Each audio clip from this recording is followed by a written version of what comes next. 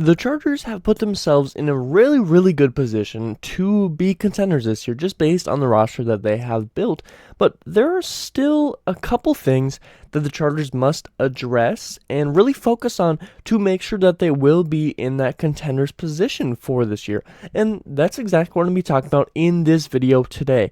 My 5 things that I believe the Chargers must do to be considered contenders this year. So that's what I'm going to be going through. I'm going to go through my 5 things one by one with some stats to kind of back it up, as well as some opinionated things along with that, and just kind of talk through what I think that the Chargers must do. But if this is something that you enjoy, please give me a like and subscribe. It really means a lot to me, and I'm trying to reach 1,000 subscribers before the end of the year, and I cannot do that without your guys' help. But let's not waste any more of your time. Let's get right into this. 5 things the Chargers must do to be contenders this year. Now, although there is a lot of different things that go into being a contender and winning a Super Bowl, there's lots of little intricacies that must be done, and just a little bit of luck as well. Well, a lot of bit of luck when it comes to many different things like injuries and just who you play against.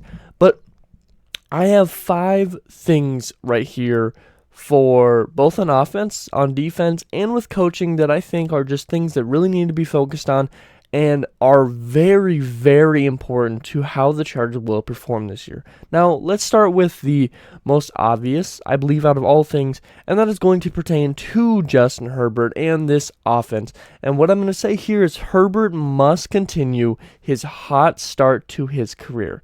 Now, I'm not saying it's going to be any surprise if he does. I actually have a whole video on the fact that I believe Justin Herbert will be an MVP this year, and if you would like to watch that video, please go check that out. But Herbert must continue his hot streak for the Chargers to be put in the right position to contend.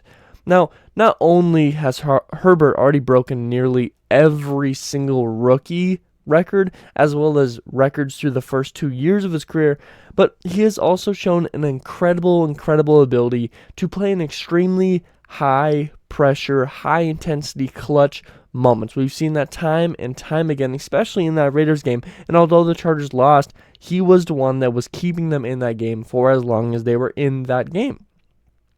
Now, Herbert last year was 2nd in passing yards and 3rd in passing touchdowns in just his 2nd year, and he didn't seem to slow down at all.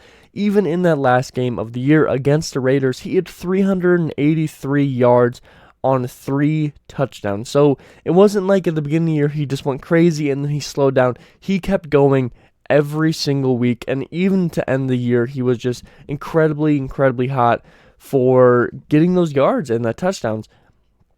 So Herbert's pure ability to get that offense moving is going to be an integral piece to how this team does next year. Now, Herbert potentially can win that MVP award, like I suggested this year, with his continued dominance for this team, and his dominance will put this team in a great spot. Now, I'm not going to go incredibly deep into this, as I think it's one of the most obvious things and one of the easiest things to, it's either he does or he doesn't. It's that simple. I have a whole video on this, though. Like I said, if you want to go check that out, please do. But Herbert needs to continue his dominance for the Chargers to be in a great spot to contend. Now, the next thing is the defense. There's a lot of new pieces on this defense, and sometimes that can be a bad thing, although I don't expect that to be with this team. But the defense must step up to the plate. Now, the Chargers ranked 23rd last year on the defense, and the average number of points scored in the league last year per game per team was 22.8 points. So that means, on average, a team that was playing, one individual team was scoring 22.8 points. Now, the Chargers defense let more than 23 points, which is just above the average, on 11 different occasions. So 11 times the Chargers allowed more than the average out of 17 games. That's a really bad percentage. Now, 4 times the defense allowed 30 plus points, and 2 times more than that, the defense allowed 40 points. So technically, the defense allowed more than 30 points 6 times, and 2 of those were over 40 points, which is just terrible. Including a game in which the Chargers ended up losing to the Raiders in Week 18. They led in 35 points, which put them in a terrible, terrible spot where they couldn't make the playoffs. This defense extremely struggled, and not only that, but the pass rush was just the pass rush was pretty good, but the run defense was just terrible. Now, although they did improve, bringing in guys like J.C. Jackson, Sebastian Joseph Day, Austin Johnson, all these huge pieces that hopefully will improve this defense. But if this defense can't step up, just like last year, the Chargers aren't going to be able to go too far because Herbert can only carry you so far. We've seen this before. Although an offense can be number one in the entire league, if that defense is not doing enough to help you out, you're not going to make it too far. Now, if only one loss, in only one loss in the entire year, of 8 losses through the year, did the Chargers defense allow less than 27 points. So if the average is 22.8 for a team, that means out of 8 games that the Chargers lost, only one of them, the other team, scored less than 27 points. And that was a 20-point loss, I believe, really, really early on in the year. So every single time that the Chargers did lose, it was not only because the offense could have went out and scored, as we all know, but it was in due part to the fact that the defense allowed well above the average, 4 points per game for the team. Now, yes, I'm only looking at the losses because that's kind of the thing that you look at, but even if you look at some of these wins, like I said, 4 times the defense allowed 30-plus points, or twice they allowed more than 40 points. Well, the Chargers won one of those 40-point games against the Browns because the offense was going crazy, but the defense was doing nothing to help them out. So defense needs to step up big time for the Chargers to be in a great position to contend. Now, next up, we're back on the offense side of things and on the other side of the ball. The Chargers need to dominate in the run game. Now, Herbert has already shown his incredible ability to move the sticks in the pass game, but if your run game can't do just as much, then it's going to be a lot easier to predict the plays that are about to happen. Excuse me. Eckler last year took a huge step forward while the rest of the running back room seemed to kind of vanish for the most part. Eckler was that number one guy, had 20-plus touchdowns. He had tons of yards in total passing and rushing, while everyone else on the team just kind of disappeared. Joshua Kelly, Larry Roundtree, there was Justin Jackson. At times, there was times where they would come out and they would be an important piece to a game or two, but there was never any consistency throughout the entire year.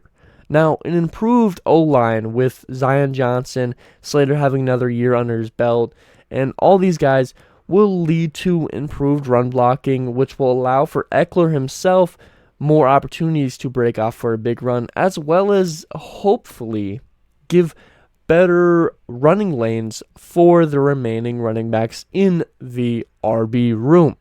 Now, additionally, the Chargers did bring in both Xander Horvath and Isaiah Spiller, and they should bring some diversity to this team. Although they both have plenty of speed in the backfield themselves, they also bring some power, some bruising that this team has not had in a very long time. I feel like this team hasn't had a good bruising back for ages, and now they bring in Xander Horvath, which is kind of a fullback role, but can play the halfback role, that can be a bruiser and is still fast, as well as Isaiah Spiller that can do a bit of both, which is very, very good. That means that you're not just going to have a ton of elusive, fast backs. It's good to have a little bit of mix-up here and there, especially in those short down plays, like 3rd and 2, all this stuff. You throw in a heavy bruiser, he can push through for those last few yards and churn out those short distance yards for the team.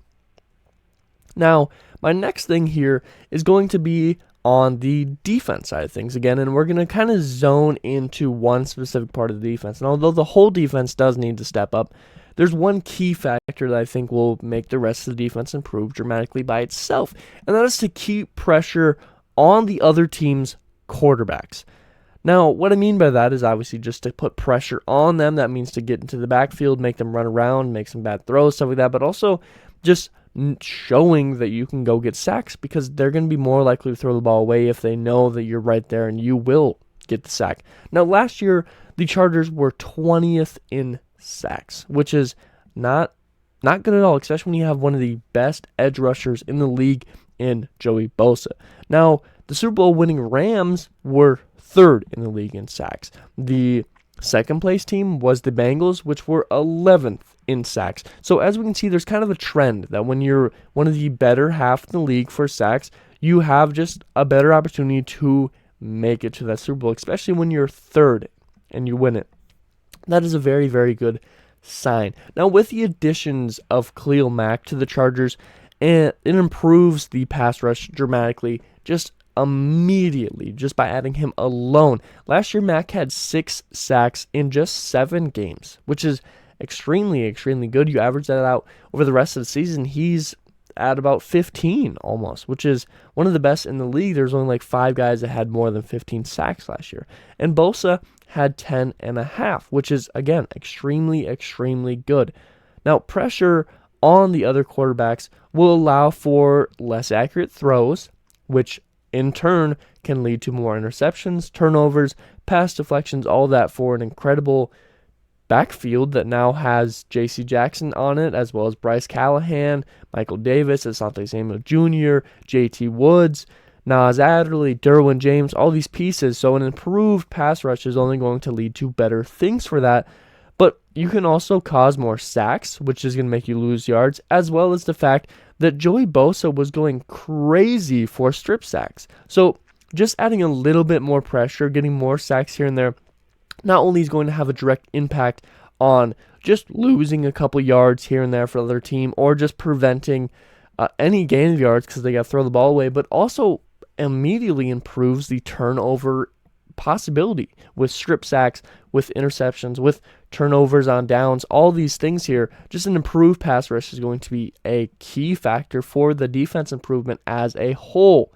Now, the last thing here is not technically on the field play, although it kind of does pertain to it because that's how you're judging this, but it's pertaining to the coaches, and that is risk management. Now, last year I was a big fan of the ability to go take a risk, but it definitely needs to be managed a little bit better. The Chargers did rank 6th in the league in converted third downs, having converted 100 attempts, and they had 221 attempts, which ranked 13th. So they were top 10, but they were also top half in the league for attempts.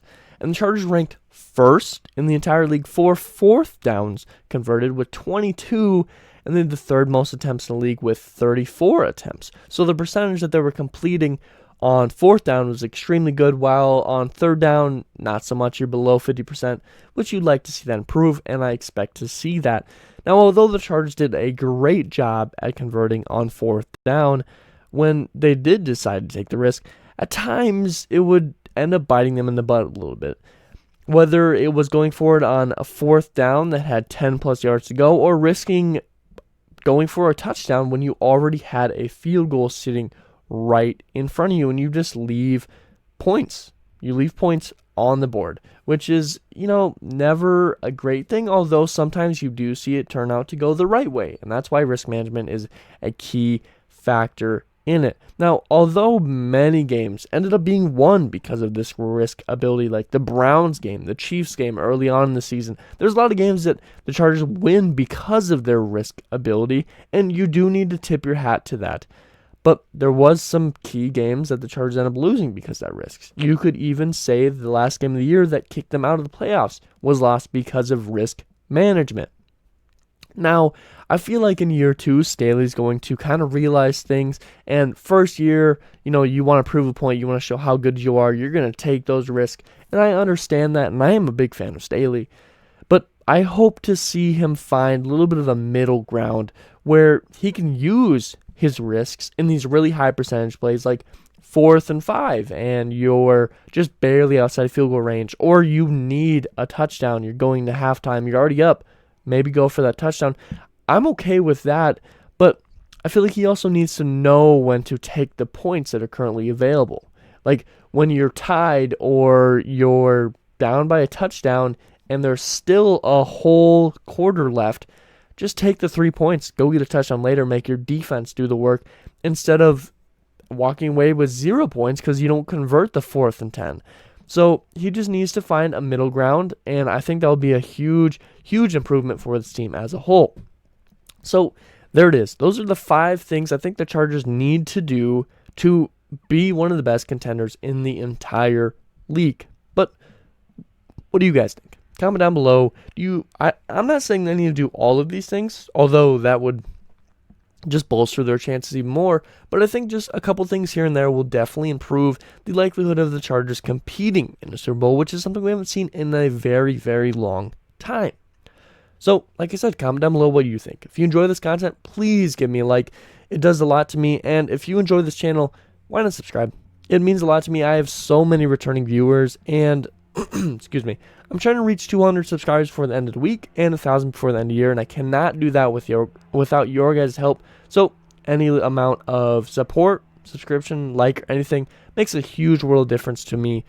And as always, I hope it taught some today. Hope it made you smile. Hope it made you laugh. This is really important to me. Affect someone else's day in a great way, because every single day can be a great day if we all just put in the work to do so. And as always, you guys all be safe out there. But something deep inside won't let me